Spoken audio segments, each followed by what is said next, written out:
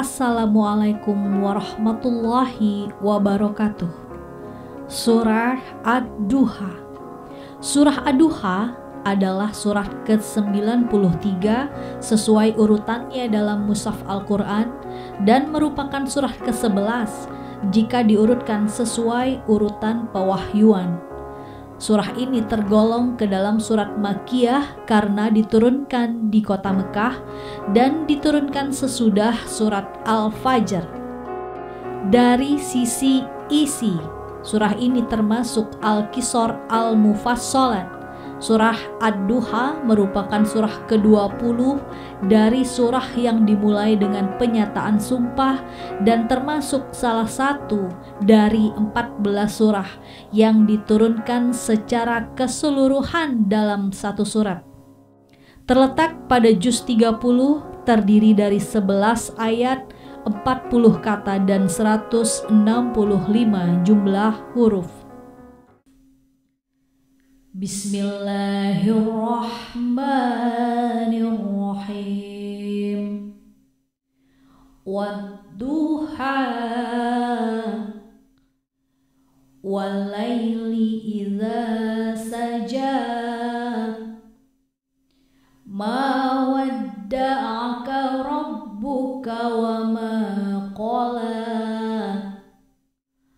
walal akhiratu khairul laka minal ula wala sawfa yu'tika rabbuka fatarda alam yajidka yatima fa'awa wa wajadaka dhallan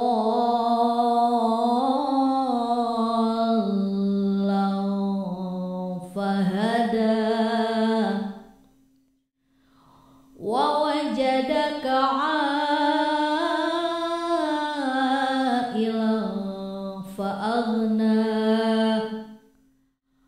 fa'ammal yatima fala taqhar wa ammas sa'ila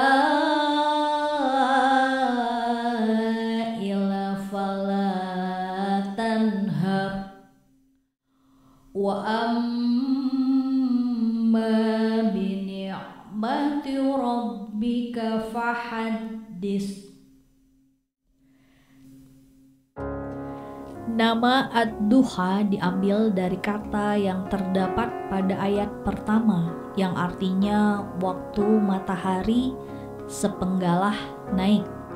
Karena pada awal surah Allah Subhanahu wa taala menyatakan sumpah atas waktu duha yaitu siang dan waktu pagi hari pada saat matahari sedang naik ke atas. Surah Ad-Duha diturunkan setelah beberapa waktu Nabi Muhammad SAW tidak mendapatkan wahyu dari Allah Subhanahu wa taala. Disebutkan bahwa setelah 10 kali menerima wahyu, yakni surat Iqra, surat Al-Qalam, Al-Muzammil, Al-Muddatsir, Al-Lahab, At-Takwir, Sabbihisma, Alam Nashrah, Al-Asr, dan Al-Fajr, Nabi Muhammad SAW dalam beberapa waktu tidak lagi menerima wahyu. Waktu itu beliau tengah sakit dan tidak bisa melaksanakan sholat malam selama 2 hari. Hal ini yang membuat kaum kafir di Mekah menghina beliau dengan ucapan seperti Muhammad sudah tidak dipedulikan oleh Tuhannya. Hal ini membuat beliau sedikit khawatir dan gelisah, memikirkan berbagai kemungkinan yang terjadi. Diriwayatkan bahwa beliau sampai bolak-balik pergi ke Gua Hiro karena sangat menginginkan wahyu. Lalu kegelisahan tersebut memuncak ketika diriwayatkan juga tentang datangnya seorang wanita dari kaum kafir bernama Ummu Jamil binti Harb, yakni istri Abu Lahab. Ia mengejek bahwa Rasulullah Shallallahu Alaihi Wasallam mulai dibenci oleh Tuhannya. Ummu Jamil binti Harb berkata kepada Rasulullah, "Wahai Muhammad, aku benar-benar berharap setanmu telah meninggalkanmu, sebab aku tidak lagi melihatnya sejak 2 hari atau 3 hari ini." Hadis riwayat Bukhari. Kata setan yang dimaksud adalah ejekan terhadap malaikat Jibril. Ketidakhadiran wahyu berlangsung dalam beberapa waktu. Ada riwayat yang menyebutkan 2 atau 3 hari, ada yang menyebutkan 12 hari, yakni riwayat Al-Tabari. Bahkan ada pula yang menyatakan selama 15 hingga 40 hari. Namun jika kita berkaca pada besarnya kegundahan Nabi Muhammad SAW hingga boleh dikatakan Al-Maraghi, beliau hampir frustasi, maka dapat disimpulkan bahwa itu terjadi dalam waktu yang cukup lama. Ketika kegundahan Nabi Muhammad SAW berada pada puncaknya, maka sebagai jawaban atas ucapan tersebut diturunkanlah surat Ad-Duha yang menegaskan bahwa Allah Subhanahu wa Ta'ala sama sekali tidak meninggalkan atau memurkai Muhammad. Sebaliknya, Allah Subhanahu wa Ta'ala selalu menjaga beliau tanpa pernah terputus. Allah Subhanahu wa Ta'ala bersumpah atas 2 ciptaannya dalam surat Ad-Duha ini, yakni waktu duha dan waktu malam. Pengkhususan waktu duha menjadi sumpah karena merupakan waktu di mana Allah berbicara dengan Nabi Musa alaihissalam, dan waktu di mana Nabi Musa alaihissalam menaklukkan para tukang sihir Fir'aun. Sedangkan yang dimaksud dengan malam adalah malam Mi'raj. Dikatakan bahwa penyebutan satu waktu di siang hari atau duha, sedangkan malam dengan keseluruhannya karena siang adalah waktu bahagia dan istirahat, sedangkan malam adalah waktu kesedihan dan kemurungan. Ini merupakan isyarat bahwa kesedihan dan kegelisahan dunia akan terus-menerus dibandingkan kebahagiaannya, karena duha hanya satu waktu, sedangkan malam ada beberapa waktu. Selanjutnya pada surat Ad-Duha ayat keempat, Allah Subhanahu wa Ta'ala mengungkapkan sesuatu yang melapangkan dada Nabi Muhammad SAW dan menenteramkan jiwanya. Dijelaskan bahwa keadaan dalam kehidupan Nabi Allah di hari-hari mendatang akan lebih baik dibandingkan dengan hari-hari yang telah lalu. Kebesarannya akan bertambah dan namanya akan lebih dikenal. Ibnu Abbas radhiyallahu an menceritakan bahwa Rasulullah Shallallahu Alaihi Wasallam bersabda, "Telah ditampakkan kepadaku apa yang kelak dapat ditaklukkan oleh umatku sesudahku, lalu aku gembira melihatnya." Allah akan selalu membimbingnya untuk mencapai kemuliaan dan untuk menuju kepada kebesaran. Janji Allah kepada Nabi Muhammad terus terbukti karena sejak itu nama Nabi Muhammad SAW semakin terkenal, kedudukannya semakin bertambah kuat sehingga mencapai tingkat yang tidak pernah dicapai oleh rasul-rasul sebelumnya. Pada ayat kelima, Allah Subhanahu wa Ta'ala menyampaikan berita gembira kepada Muhammad Rasulullah Sallallahu Alaihi Wasallam bahwa Allah akan terus melimpahkan anugerahnya kepada beliau sehingga beliau menjadi senang dan bahagia. Di antara pemberiannya itu adalah turunnya wahyu secara berangsur-angsur sebagai petunjuk bagi Nabi Muhammad SAW dan umatnya.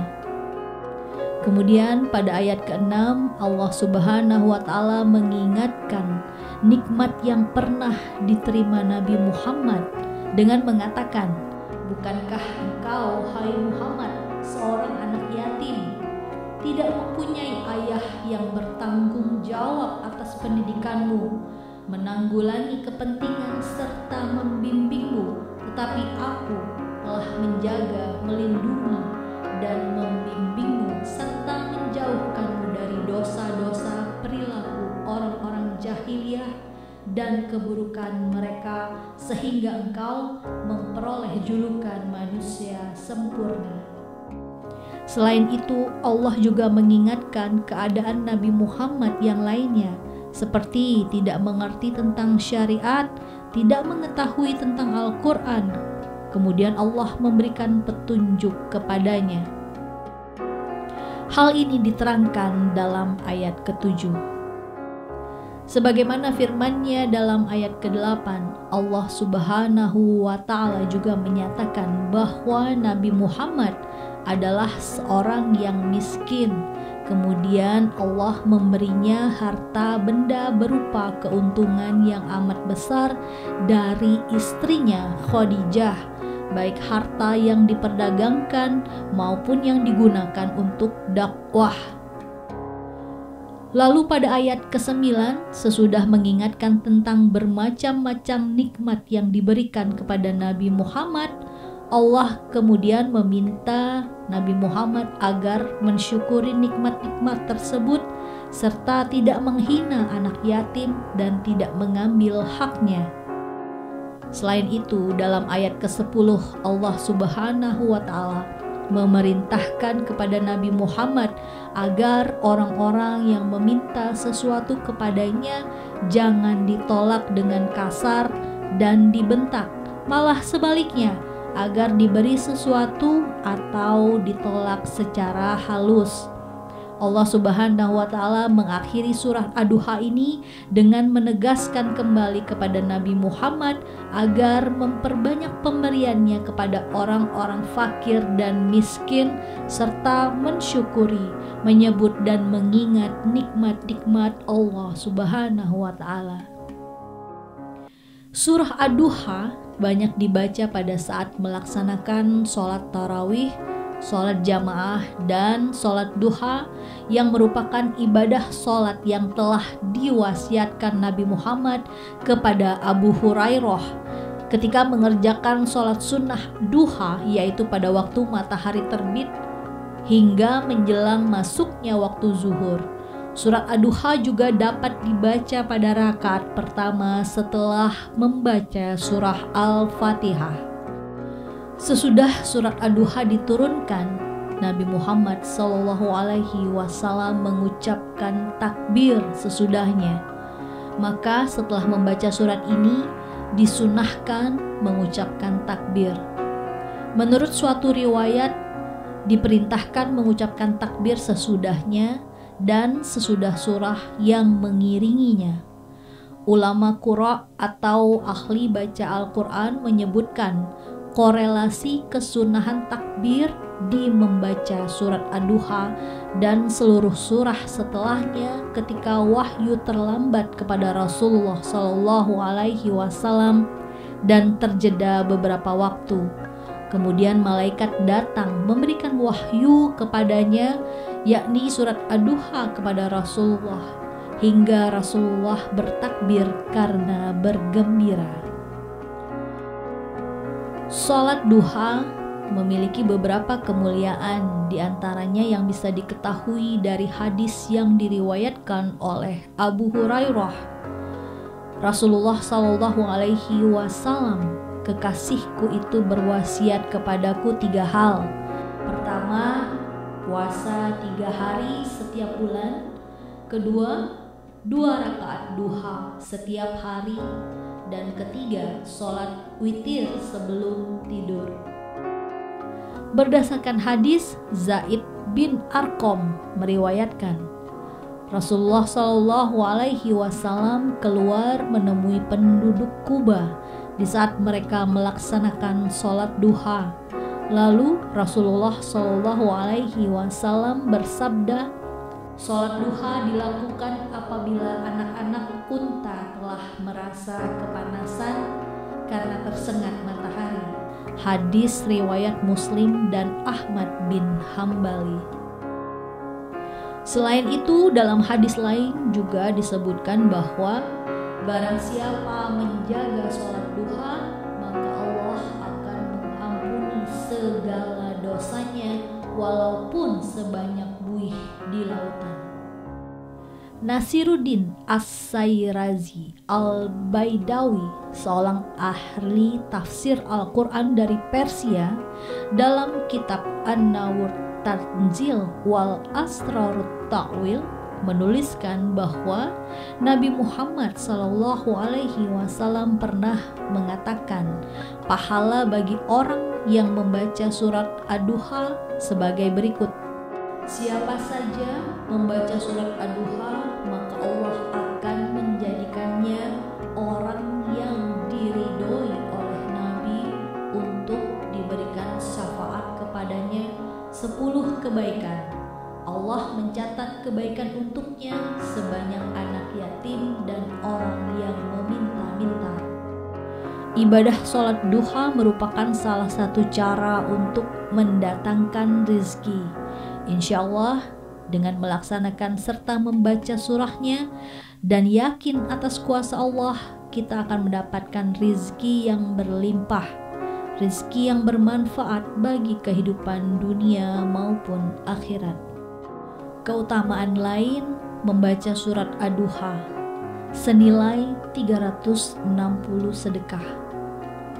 Di dalam tubuh manusia terdapat 360 sendi yang seluruhnya harus dikeluarkan sedekahnya. Mereka, para sahabat, bertanya, siapakah yang mampu melakukan itu, wahai Nabiullah? Beliau menjawab, engkau membersihkan dahak yang ada di dalam masjid adalah sedekah. Engkau menyingkirkan sesuatu yang mengganggu dari jalan adalah sedekah. Maka jika engkau tidak menemukannya sedekah sebanyak itu, maka 2 rakaat duha sudah mencukupimu. Hadis riwayat Abu Daud. Kecintaan Allah Subhanahu wa Ta'ala terhadap Nabi Muhammad Sallallahu Alaihi Wasallam merupakan cinta yang paling sempurna dan akan terus mendapatkan perhatian dari Allah. Begitu juga dengan akhir perjuangan Nabi Muhammad akan menjumpai kemenangan-kemenangan walaupun pada permulaannya mengalami kesulitan. Allah Subhanahu wa Ta'ala menguatkan agama Nabi Muhammad dan memenangkannya terhadap musuh-musuhnya serta memperbaiki keadaan Nabi Muhammad sehingga Nabi Muhammad mencapai keadaan yang tidak dapat dicapai oleh orang-orang terdahulu maupun yang datang kemudian, baik dalam hal keutamaan, kebanggaan maupun kegembiraan. Sementara di akhirat pun, maka tidak perlu ditanya mengenai keadaan Nabi Muhammad yang penuh dengan kemuliaan dan kenikmatan. Sekian bahasan kita kali ini. Sampai jumpa. Wassalamualaikum warahmatullahi wabarakatuh.